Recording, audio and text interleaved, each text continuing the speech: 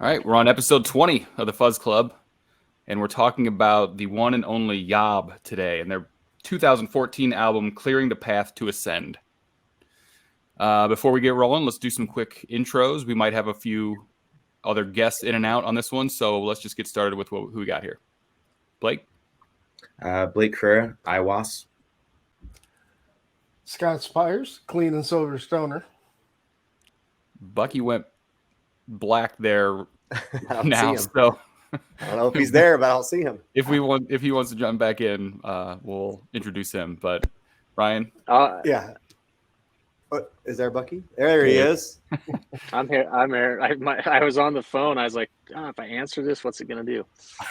So now we know when you're on the phone, it just goes black. Okay, yeah. Yeah. Well, it's your time to introduce yourself. That was a perfect introduction. All right. Yeah, I'm Bucky. I help out with the Doom Charts, just kind of a band camp guru and heavy music, all music kind of fanatic and reviewer and promoter, whatever you want to call it. So, right on. And I'm Ryan from High Desert Queen, and I also do Lick of My Spoon Productions. Cool. So, talking about YOB, and I must admit that I'm kind of new to YOB. I had heard of them, known of them for a little while, and just never really took a lot of time to listen. And Blake first introduced me to YOB through Atma, and then we decided to do this album, Clearing a Path to Ascend. And then we decided to jump in on the Fuzz Club episode, which is cool. And I learned a lot about this album. This band in general, I should say, I guess. The first couple listens, I was like, oh, another one of those bands, 11-minute songs. It's long, it's slow. I don't know, and I fucking love this album. I mean, before we get too deep into it, I fucking loved it. These are like 20-minute songs too. Yeah. Yeah, there's some monsters 11's, on this one. That's a short song. Yeah. Yeah. There's only 4 tracks on this album, so I thought maybe we would do something that we don't normally do and kind of go track by track on it. Cool. Someone just logged on here. Eddie, how's it going? How's it going, guys? We just got past our introductions and we were just kind of getting into clearing the path. So awesome. Right on time. The first track was called In Our Blood. Any thoughts on this one? This is like the ultimate song for someone who likes heavy music to wake up to. This is a very heavy opener for sure. Well, it's not just that it's heavy. I think this statement applies to a lot of this, all the songs on the album, really. But it's made up of a series of movements. It's almost like little, short classical compositions, almost in a way.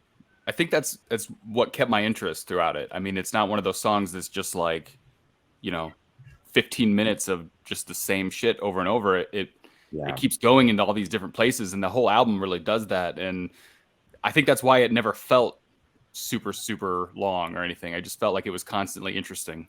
Well, and there's, especially in this song, it's kind of punctuated in terms of that idea of movements and things like that by bringing in the sound clip of It's Time to Wake Up in multiple places in the song. So the first time that we hear It's Time to Wake Up is at the very beginning. The second time we hear it is that kind of the most brutal climax of it. So it's really, I feel like a lot of bands are using sound samples now, and it's not always the greatest. But this was very well, and it really accentuated the structure of the song. All right, Aawks, your mic is making Blake echo like crazy again. God damn it, Aawks. That Canadian internet.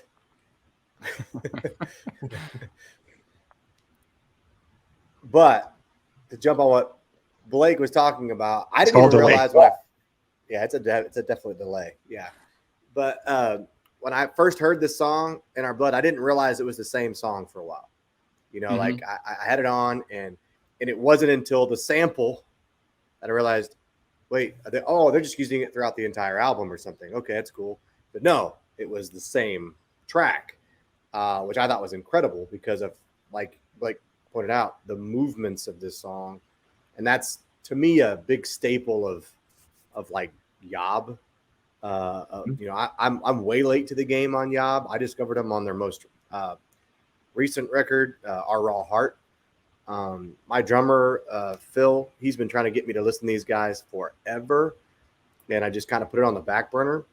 But I think what happened one time is he was listening to something, I wouldn't even know what track it was, but he was listening to it, and I go, man, what is that? Scorpions?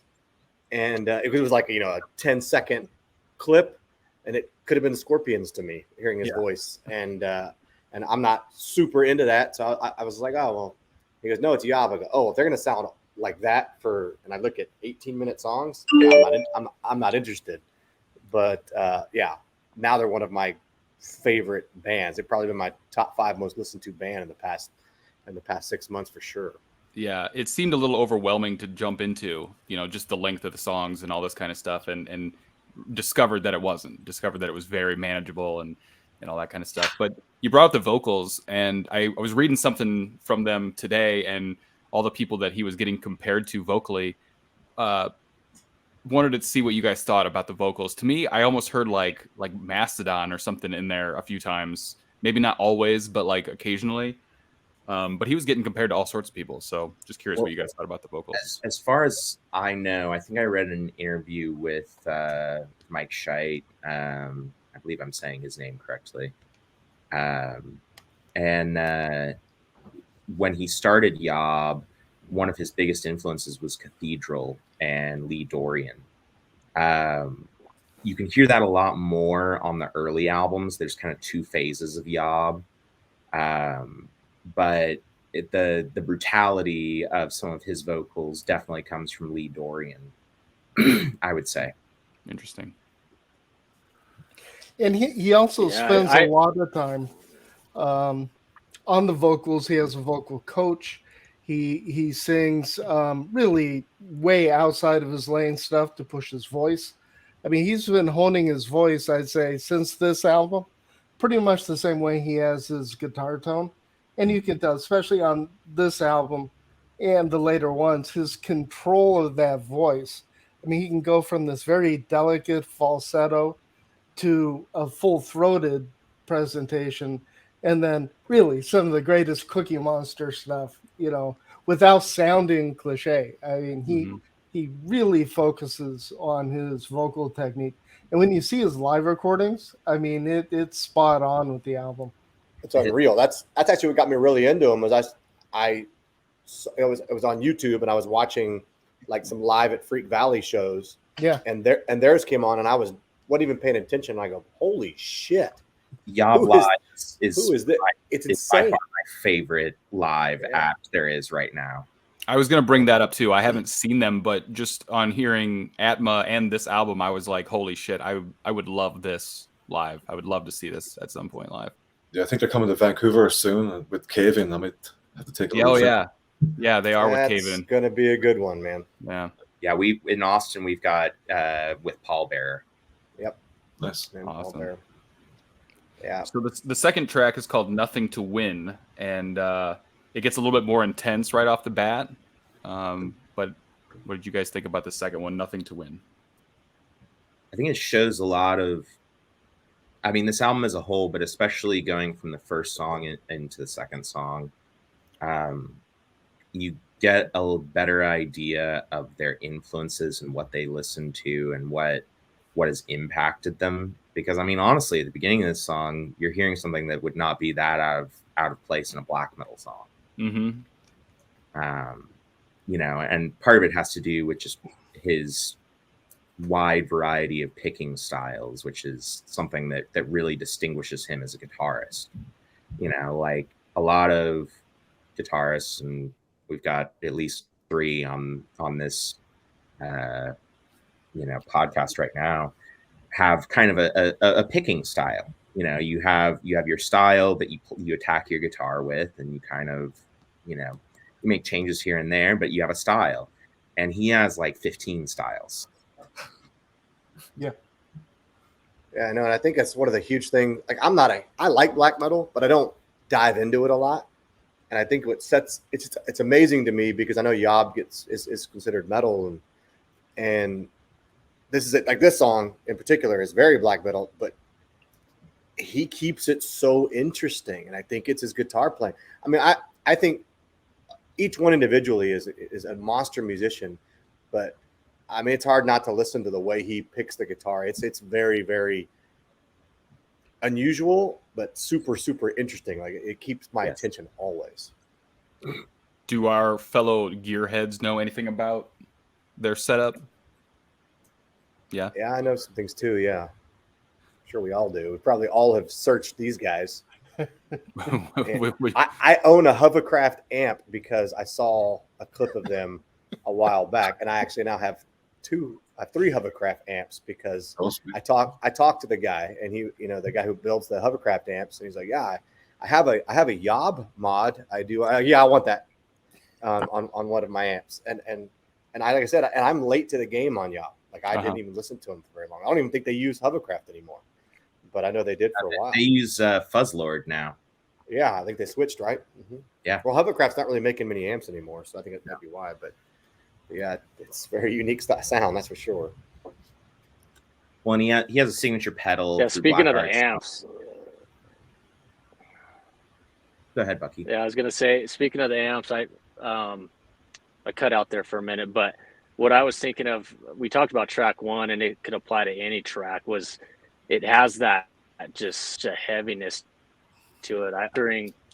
It's the kind of sound that you're standing up next to the stage, next to the amp, where even a bald guy like me, your hair would be flying back in the wind and your clothes like ruffling, just the sheer volume of the sound coming out. It's got that kind of feel to it. And the songs it's kind of, I hate to say it, but it's like a journey. It's the album title, Clearing the Path to Ascend. It's like the songs start out in steps, and they're like clearing and climbing and then hitting a plateau and like going back down and through these caverns of like just heavy and soft and like mystical sounds. And I mean, I could keep going about each track, but I don't know where we're at now. Are we on track 2? We're just about to start. It's amazing track 3, what they do. Which I think is about the peak. Okay. Of probably. Yeah. Well, what I think is interesting about the guitar tone, especially, is that there are so many layers of complexity, not just in terms of on a note by note level. Like, these songs are not easy to play. Eddie could probably play them, but I can't play them. Yeah, I know what tuning.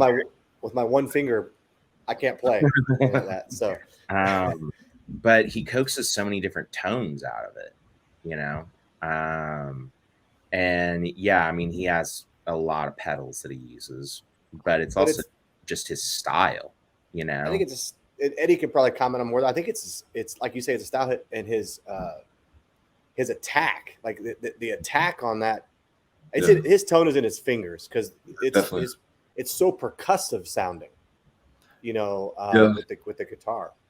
Like speaking of like percussive, like track 2, I find the drums are very like tribal sounding, with tribal beat, but they're not up front in the mix. They're really far back. It sounds like, especially like the toms and everything. And it threw me off at first, but I think it works though, because the guitars are more up front, and it can just catch your attention more.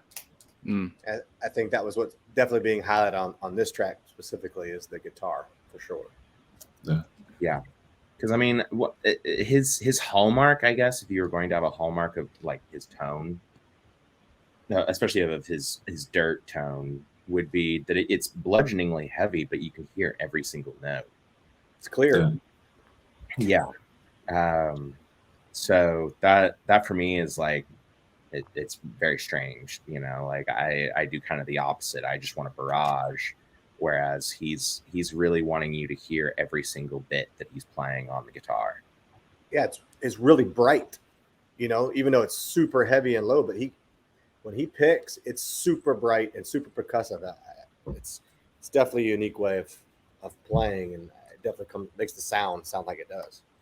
Yeah, I think think it was this track I had noted in my head earlier driving down to one of my jobs that around like it might be around the 9.5 minute mark or something, that guitar tone, it hits one of those moments where you're like just completely like, holy shit, listen to this.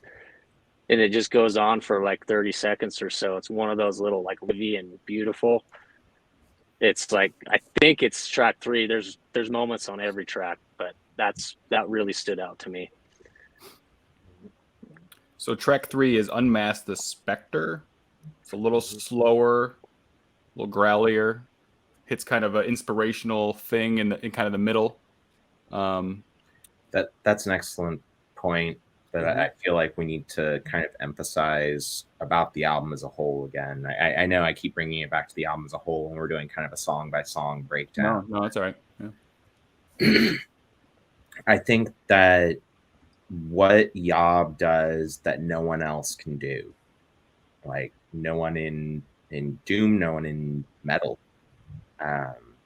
is they bring a triumphant nature to darkness that I find very soothing. Is they're bringing you through. It's like they're walking you and holding your hand through a bunch of dark caves, and eventually, finally, you get to the end and you see the sunlight, and that's the triumphant, 3/4 of the way through the song moment. Mm-hmm. And this song is definitely exemplary. The 4th song, Marrow, is obviously the ultimate example of that. But yeah, I feel like this song is a great setup for what I consider to be the apex that's Marrow. Yeah, I knew that Marrow was coming, so I kept kind of like skipping through this 3rd track. So I don't know if anyone has anything else to say about the 3rd track, Unmask the Spectre. It's actually my favorite track on the record. It's my favorite too. Really? The 3rd one? Really? Oh, yeah? Wow. It's my favorite track. I I think to jump on what you're saying, Blake, about this album as a whole, this is like the total, like, I don't have it on vinyl, but to me, it's exactly where you flip it over and the second half starts, and it just takes you in this Each song beautiful soundscape. LP. Yeah. I know. It's my favorite track. Well, one thing I'd like to throw in here, the context of this album, he had just been divorced and he just weaned himself off of antidepressants. Wow. So for him, the whole thing is a actual guttural journey. Like on the first song, he's appealing to his gods. It's like the 2nd or 3rd lyric line is about his gods. And I think Blake really, really nailed something. I'd say one band that comes close is Elder, where they have extremely depressing lyrics, but the music has this triumphant. But they're polar opposite, where Elder is like really flashy technique. Scheit's technique, I mean, in the metal world at large, if somebody just listens to him, they're going to think he's crap as a guitar player because he's not playing blazing 64th notes and blazing arpeggios. But tonally, and as far as his particular discipline, I think he's one of the 3 greatest guitar players currently out there. Nobody can play his stuff.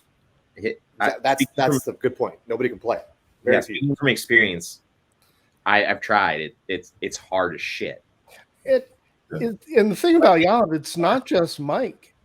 I mean, Travis Foster, I think, is the single best. I'd put Esben from Monolord would be close, but good God, Travis Foster is like the ultimate. I mean, he's keeping all these things together. And then Aaron Riesberg is, to me, he maybe 2nd or 3rd to Alice Cisneros as far as unique can hold it down. So the whole band, and I love that the Spectre is your favorite. It's my least favorite on the album for the same reason that Ryan was saying. I can't wait to get to Marrow.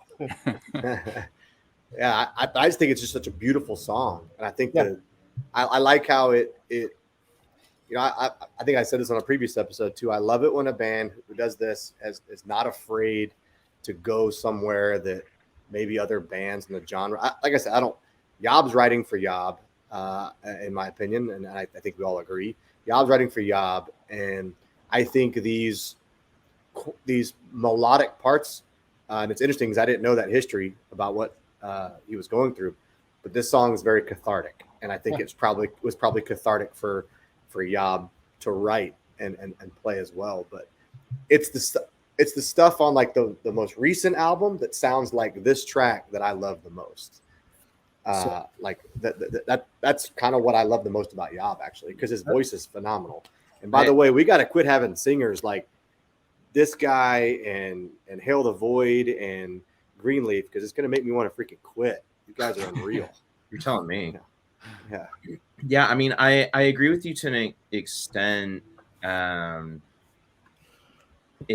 There's just this there's a very personal nature to Yob, which I think you're really accentuating very well with what you were just saying.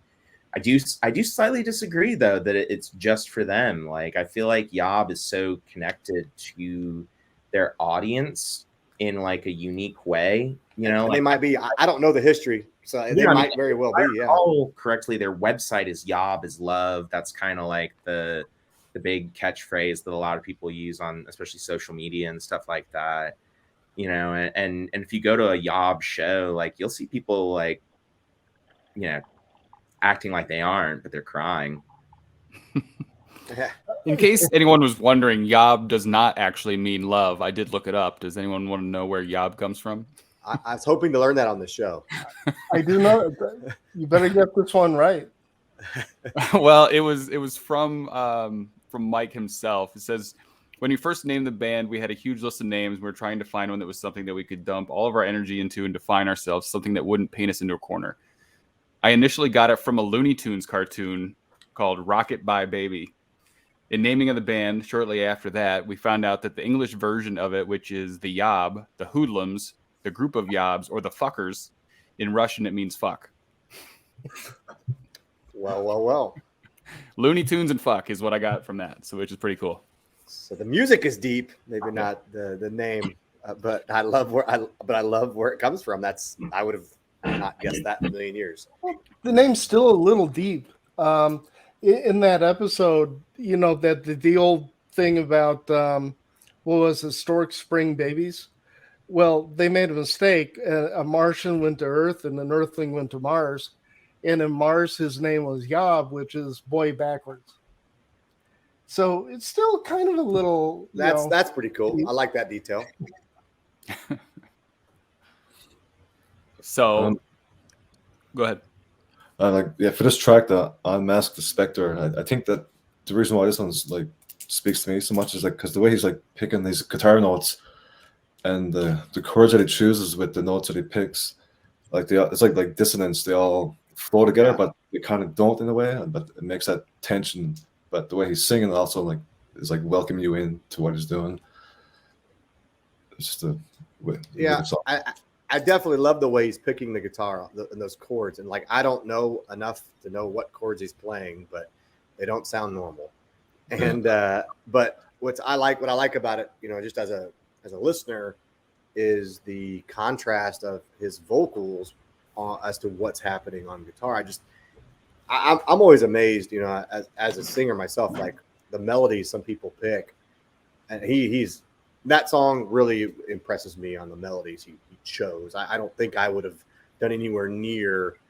I would have probably tried to follow the guitar a lot, and he's got a very unique melody on that song for sure. I think it's why it grabs me. The next track is called Marrow, and when we decided to do this album, you know, listening through it a little bit and finding bits and pieces that I liked, but it was a lot to kind of chew off. They're longer songs and hearing it for the first time and whatnot. But this song blew my fucking mind. To me, it was like fucking the Stairway to Heaven of Doom or something. It was just like epic and emotional, and it was insane. So this was the highlight of the album to me, and I keep going back to this one whenever I listen to it. But it kind of makes me appreciate the different parts of the other songs too, the heaviness and the different vocals and all that kind of stuff. But to me, this last song is just a fucking masterpiece. I mean, it kind of has that vibe of a concept album in that you get to Marrow, and it takes the other elements that you've had throughout the album in the 40 minutes or so up until Marrow, and then it says, all right, we're going to do all of that, but we're going to do it even better for you. It's powerful. I totally agree. Like, yeah. Ryan, did you find the acoustic version of this? This was the highlight YouTube? for me. I did actually find the acoustic version. I was thinking about maybe playing like a moment of this song on here or something, and thought that we'd run into some YouTube issues or something maybe, but I have the acoustic version if you'd like to check it out for a little bit, not maybe a full 11 minutes, but Fuck it. So I'll just sit back and enjoy the ride. 11 minutes. Right. Well, I'm my lazy boy office chair. I'm ready to go. All right. Let's see how it goes here. That's my chair here. Yeah, you got a good view there, Bucky. My connection sucks.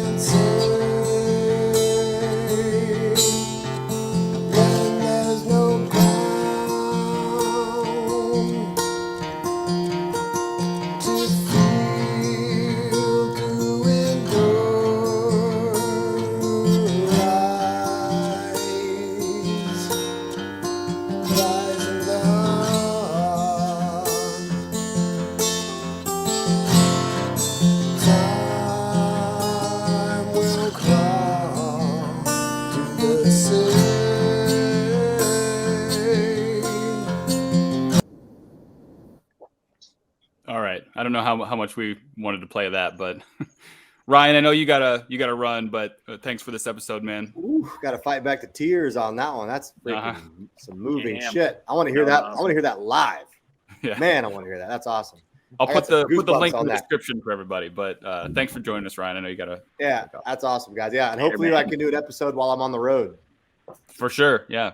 Best of luck. All right. Peace out, y'all. See you, man. See ya. We also want to welcome Robb from Hashtronaut. How's it going, guys? Hey.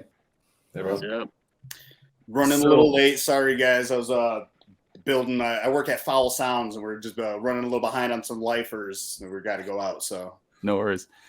So we were just checking out the acoustic version of Marrow, which I thought was pretty rad. I just kind of came across that today and thought it was worth checking out. Yeah, I'd actually never heard that. That was it was a rough time to log on. Yeah.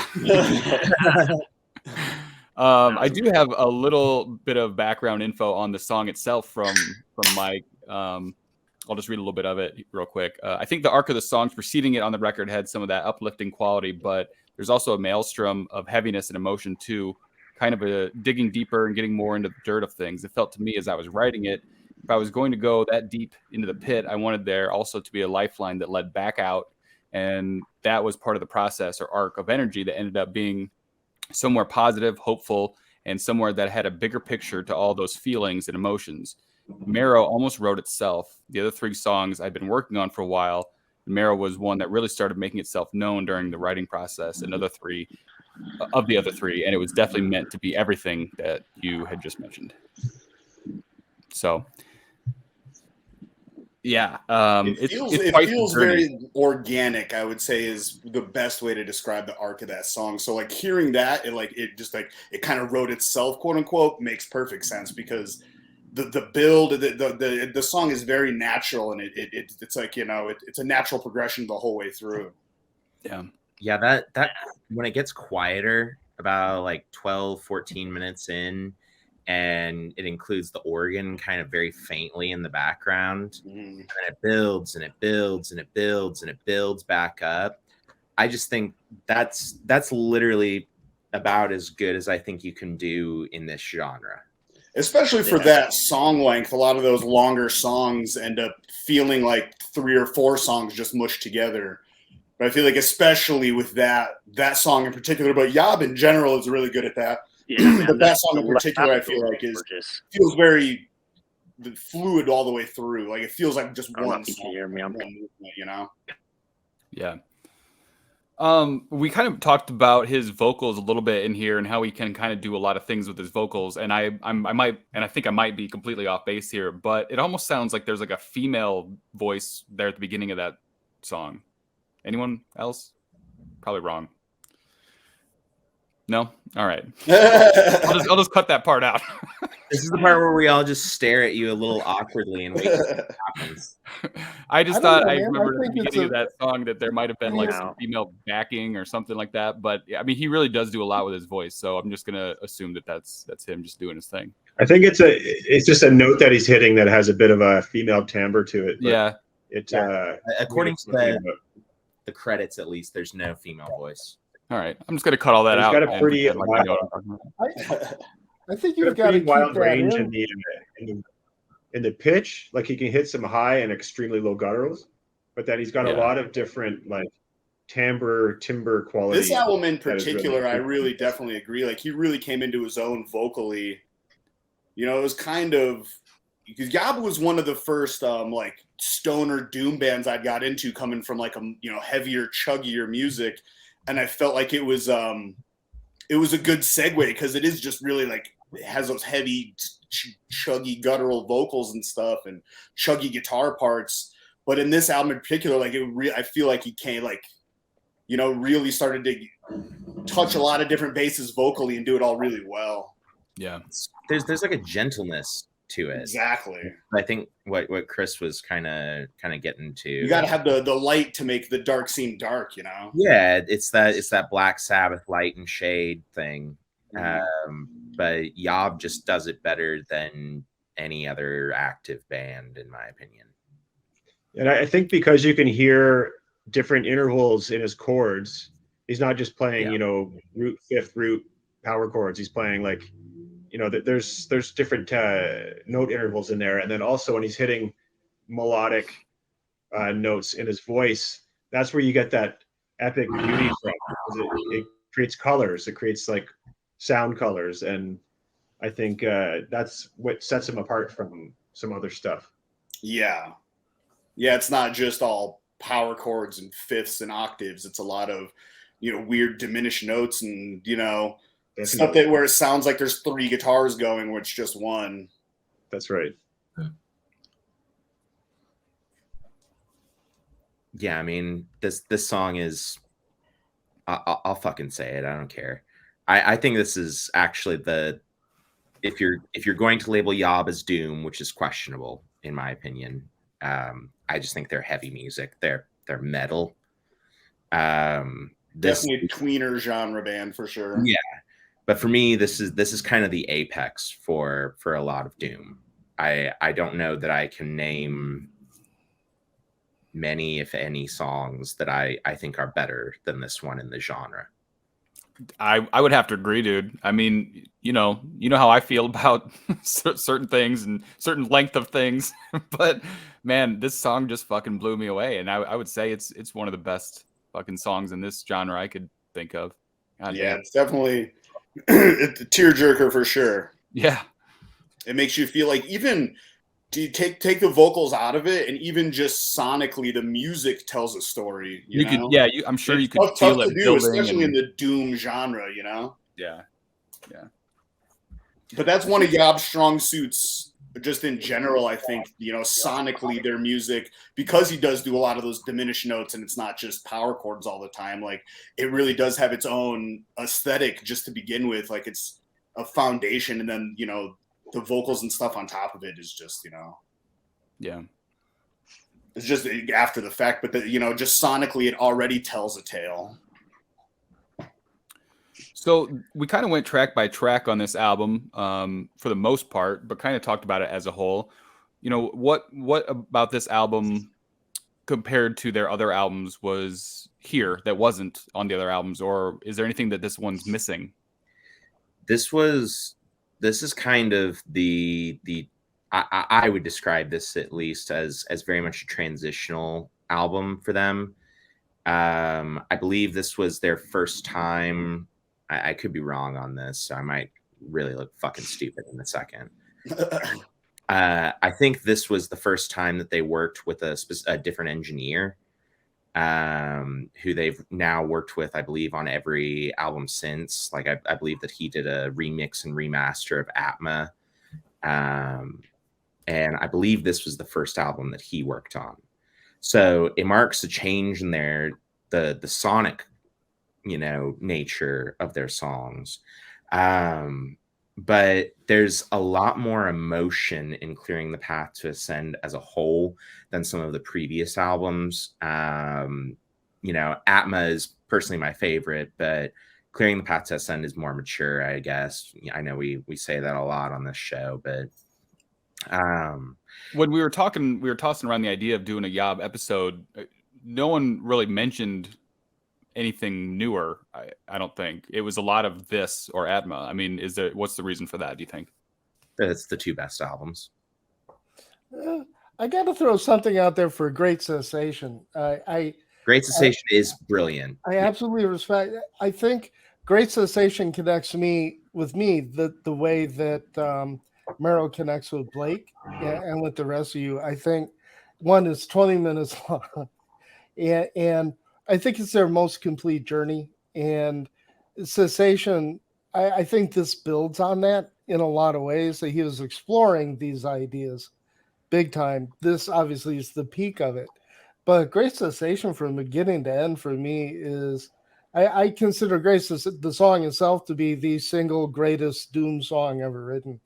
It carries the slow. Now I got another fucking song to listen to after the glacial pace, and it being a little bit slower, it has more time to develop those movements. And there are these complete 2-minute long sections where what hair I have left is standing up. Yes. But Marrow, it'd be like a 10 and then a 9.9999. So, but I got to throw something out there for Great Cessation. Okay. To me, it's a brilliant album. Interesting. Gotcha. Yeah, I mean, you can't really go wrong with Yob. If you don't like harsh vocals, you might want to. I've not much experience. Yeah, that was kind of like, what I was saying about like the vocally on Clearing the Path to Ascend. Like, it felt like that's kind of maybe why it felt a little more emotional, because I felt like that was when it wasn't just all yelling the whole time.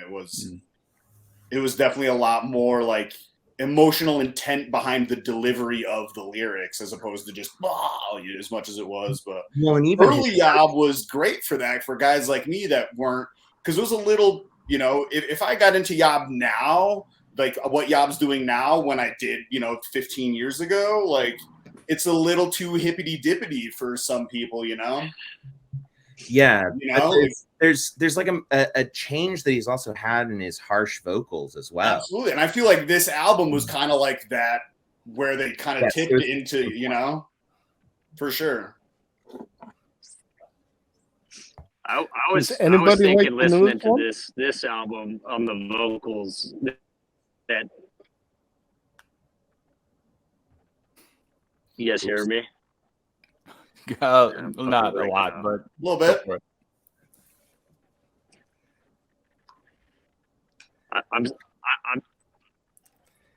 I'm stuck up here in the mountains. I have no connection, I guess. It's all right. It's like Motley Crue when the tape machine breaks. Yeah. Scott, what you were saying about our raw heart, it's good. It's just not as good. I'm here. I think you might be a lost cause there, Bucky. I think so. I think I'm going to take off, but man, what a great album. Yeah. Thanks for having me on. Connection's not good. Yeah. I might have to go sit out here by the lake and listen to more YOB before I go home. Yeah. So, there you go. This is like his acoustic performance was. He might have filmed it here. Check with L. All right.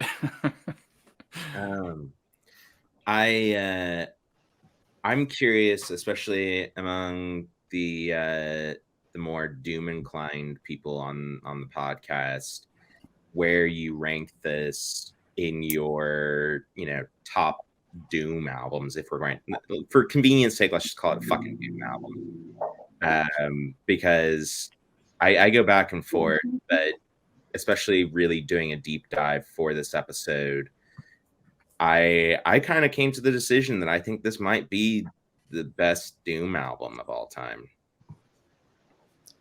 Randy pretty lost that decision, but it's the genre thing is so interesting, and like, because I'm not like, I'm new to YOB, so I don't really have a huge opinion. Like, it's beautiful, epic, phenomenal music, and I feel like I need to take a deeper dive to really appreciate it.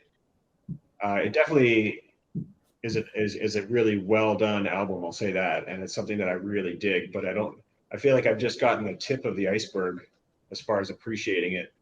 So I need to really jump in with both feet. Yeah, this is my first full album too with YOB.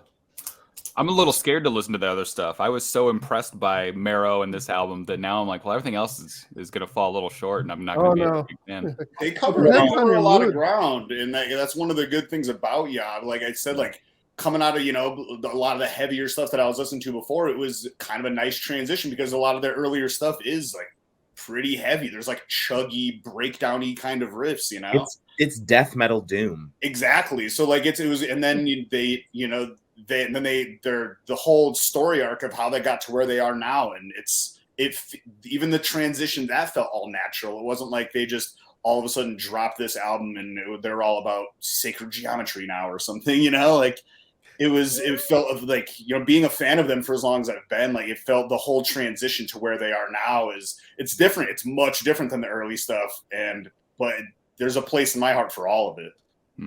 One thing with this album I noticed as I was listening to it was that even though the songs were really long, there was enough novelty and interestingness as the song progressed that I was never bored, and there was surprises. There was things that would pop out and I'd be like, God damn, that's a really cool riff that I didn't expect. And it's followed up with a really cool melody, and then it's followed up by a cool rhythm of some kind or something.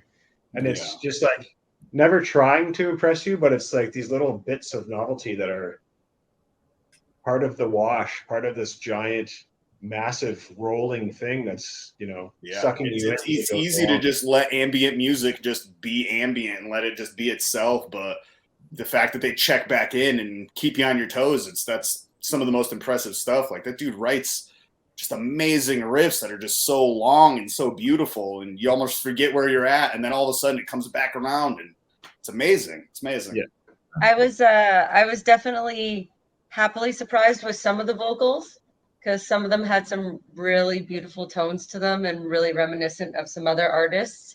I was actually also very impressed at the amount of lyrics, because sometimes when a song is so riffy and so long and so laborious, lyrics kind of sometimes take a backdrop, and there was actually a lot to be said within those songs. And I was like scrolling the lyrics going, oh, it keeps going. Yeah.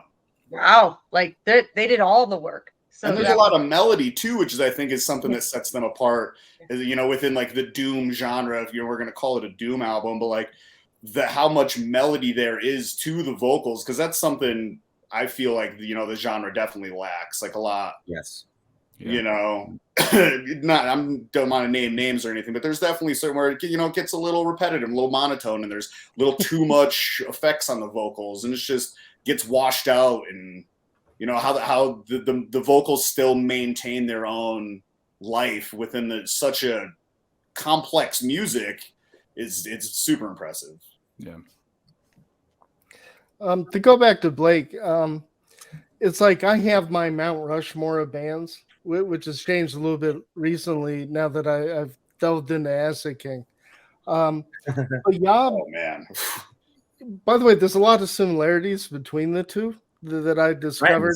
Even a completely different approach, but I think they respect the guitar and the tone of the guitar the same way, and they have the same technical approach. But then there's the whole pedal thing where, you know, Mike's got 15 pedals plus, you know, he's got more than 15. I'm pretty sure, man. He's got 2 pedal boards live. I know. It changes toward the tour. YOB isn't part of my top 10, my top 100. It's this weird thing I have where there's YOB and then there's everything else that I can rate. Oh, I 100% agree with that. Like as far as like within the genre, like YOB is their whole own little planet just circling to see that. And, 100% you know, there's agree a few with that. artists, yeah, I'm really into the music. So, you know, like Miles Davis, you can't compare Miles Davis to any other jazz musician. And in Zappa, there's some that, you know, I don't even rank them. I don't even put them in because they like transcend that whole idea. That is the nail on the head right there, 100%. Like it's their whole own little thing orbiting the genre, and it's in all of music. It's crazy to come by, and it's hard to come by a band that's doing something that's like completely original. Yeah, and I feel like YOB they're completely original. Like I can't think of many bands before them that were doing what they've been doing for as long as they've been doing it. There's spawned a million YOB wannabe bands, and they all kind of suck. You shouldn't try and sound. That's like anytime you're like intentionally trying to emulate something else, you're gonna fall short. You know, I did hear somebody recently that there was a clear YOB reference, but it was for like about 15, 20 seconds, and then it moved. I can't remember. I've listened to 300 albums in the past month. But I gotta agree with Blake and with Rob. The YOB wannabe bands is like, oh, I don't, but I admire the courage. Absolutely, that's a tough hill to climb. I hear a little bit of some Mastodon crossover, like Ryan was saying. Like there's something in the giant massive sound and Wash that is similar, even though they're very different bands. Like I would say, you know, Mastodon, at least the early stuff that I'm really familiar with, has more of like a almost thrash kind of feeling, where the YOB is more almost post rock at times. Like you know, where they're define the way the songs are written, and you know, they're not going by choruses and verses and bridges. It's just kind of whatever happens. It's kind of, I think I've said this about a band before, and I don't remember who it was off the top of my head, but it's like, if Mastodon hadn't chosen this path and they had gone this path, I could see a lot of similarities, you know? Yeah. Yeah, it's like Mastodon Crack the Sky, but a lot better. Yeah. Yeah. It's like nothing against Mastodon. I think Mastodon is great, but I think Crack the Sky is great, but this is like Crack the Sky, like, you know, on steroids. On something, yeah. Like very peaceful steroids. Yeah. It's funny you guys are saying Mastodon, because I was like singing along in the car, like trying to like add my own harmonies to his vocals, and like the stuff I was coming up with, I was like, well, this sounds like what Mastodon would do. So I get that right. Yeah. It's like there's so much going on that it's like bending space and time. There's just so much sound hitting you. And, Yeah, you know, I noticed that a lot. Like, you know, re-listening to this album before this, like, you're like, oh shit, an hour went by. Like, what? Like, huh? Like, you don't even notice it. Like, Yeah, it definitely you get lost. Especially like I said today, I was like, we were building pedals, so I'm just sitting there just soldering tiny parts, and like, I'm like, we're done already? Like, okay, like, so you just get so lost because there's just so much going on. But it's interesting without being like burdening. Like, it's not just pummeling you with like just so much like, look how good we are. Like, no, it's not pretentious. It's not pretentious at all. it's just organically like, just amazing. Yeah. My point about like the interesting novelties is that it wasn't a hard listen that I had to do a lot of work myself with. Like, I wanted to hear more, and I was being pulled along. Yeah, for sure. Well, I don't want to derail the music talk because I feel like it's gone pretty well. But if anyone's interested in the artwork, I did have a couple things on the artwork. Yeah, Yeah, I really dig this album cover a lot. I was looking it up. Yeah. So Orion Landau is the artist, and he's done a lot of stuff for YOB. It seems like this is not the first, probably won't be the last. It seems, and some beer labels and all sorts of interesting stuff. But cool artwork. And here's a couple other things that he's done. Russian Circles, Moses. I know a lot of people know. He doesn't really stick to one style. He's got a lot of different styles, which I thought was cool. I was just looking him up a lot while we were chatting here. Like, I really love that one. That one's cool to me. But yeah, I guess since the 90s, he's the in-house graphic designer for Relapse Records. So he's a lot of different genres and albums and sounds. And we even saw, if you pop it up, there's a Wind Hand one, the Split, and I saw a lot of beer labels he did, and some of those are super cool. Yeah, lots of beer. What a lame job. Does anyone know this Dead Now album? Because I remember it from a couple years ago. I kind of liked it. I never heard it. I don't know it. I don't know it. I like the album art though. Yeah, go check it out. I think if I'm thinking of the right band, there's a song called like Richie Black Morning or something like that. Oh, nice. But yeah, it's a cool album. Anyway, so there's some more YOB. I think this was for like a tour or something maybe. Yeah. Another album of theirs. Cool. That's the new cover of Atma. Red Fang. That's Atma. I know this one, yeah. Yeah, this is like wildly different than all of his other styles. So I just thought that was cool. He's got another Russian Circles. Yeah, so. he's got good color schemes and all his stuff. Yeah, he's definitely got a designer mind. Like, not only is he an artist, he's definitely got like a designer in him too. Yeah. So cool. I have to say, with all this art, like each one I was kind of scrolling through, even like something like this might be said as simple, but it strikes curiosity. For sure, yeah.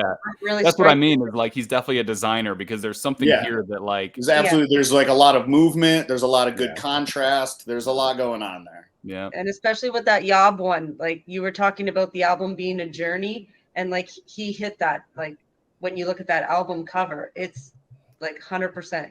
Yeah, that's a journey. Absolutely. Yeah. Yeah, it's beautiful. Yeah, so he's great. Orion Landau. So. I was trying to see if he was related to Jack Landau. I don't know if you're all old enough to know, but I didn't see that come up. Anything else that we want to say about Clearing the Path to Ascend? Great choice.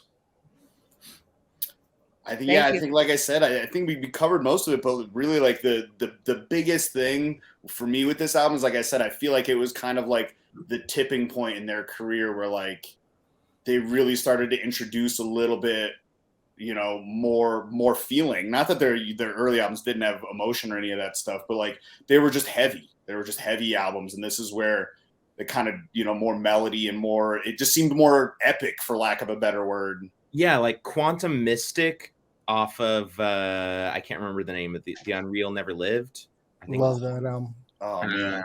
Versus Marrow, like you can tell it's the same type of, you know, mindset in a way. Yeah, it wasn't like a complete 180. It was still the same band. They just grew up, and they grew up. They grew the hell up, way up. All right. Well, I think that was great. I learned a lot about YOB in this. I was happy to dive in, and I enjoyed every second of it. So that was cool. If you guys want, we'll go around and you guys can plug whatever you're up to, and we'll wrap this thing up. Blake, if you want to lead us off.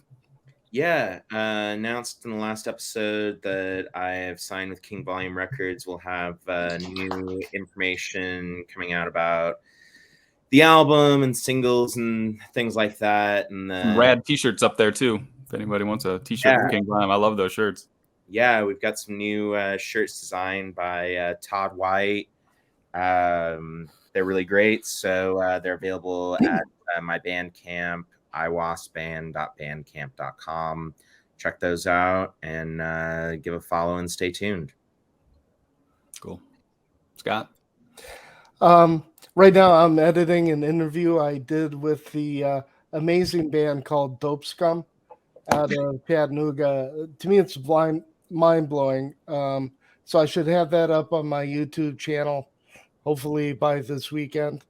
And then I'll be publishing my Acid King. It's kind of a retrospective. I'm hoping to have that up. And then, the usual top 10, albums of April, which is an impossible task this month. Another great month. Yeah. Oh, good God. The end of year list is, I don't know what I'm going to do. Yeah.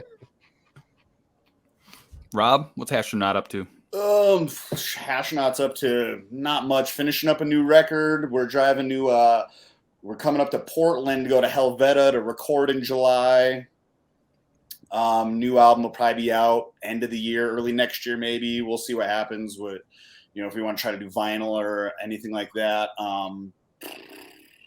Tomorrow morning, 8 a.m., the last run of the Desert Rat. It's a collaboration between Foul Sounds and Desert Records. It's a really cool rat circuit featuring the original LM308 chip. Really, it's gonna be the last run ever. So we got a bunch of really cool colors for the cases. Other than that, not much. I'm just smoking a ton of weed and probably forgetting to mention some stuff. Cool. Aawks? Well, as of last evening, we just finished recording our digital EP. So hopefully that'll be coming out in short time. That was a fun experience. Kind of seems to have a fun little evolution of things going on. Some new sounds and some different things. So that'll be fun to put out soon. And then you've got some shows coming Any out. idea on dates of that release or anything? The digital EP will be coming out in June. Okay. And then we have something else coming out not long after that as well. Awesome. I don't know when the official announcement is, so I don't want to say too much. But yeah, the digital EP is going to be fun. It's going to have a live track on it, which is cool. I'm excited to hear that. Heck yeah. I've never heard anything of ours live mixed well, so that'll be cool. Awesome. And then yeah, man, I don't know, just shows coming up I'm really excited about. What are you gonna say? The creative brain over here keeps spinning out stuff for a new album that hopefully will be out in the new year, early, maybe first quarter. He doesn't stop. He makes me go to the garage all the time to practice. He knows I live here, guys. Help me. This might be the wrong crowd. I relate. It's been fun though. We're playing with a lot of sounds and a lot of ideas and stuff. So I recommend everyone should bang their drummer. Good experience. Heck yeah. Robb, Eddy, get on it.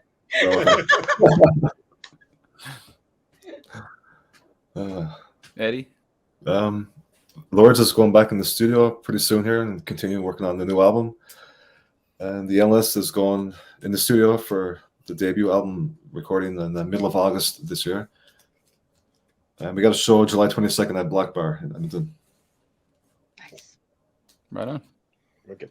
And you've been playing some really cool distortion through like traditional instruments, man. That was wicked. Yeah, I tried it for the first time the other day, and I think I'm onto something here. That I've never seen before, and man, did it sound cool. I'm hoping like that's fitting any culture about them. I'm going to keep going anyways. Right on. Well, thanks everybody. Thanks Ryan and Bucky who were on earlier, and check out the next episode after this one. Thank you, Zach. And I guess it's time to go back to the garage. Thanks for having me, guys. Sorry I was a little late. That's all right. Later. See y'all. Bye. Yes.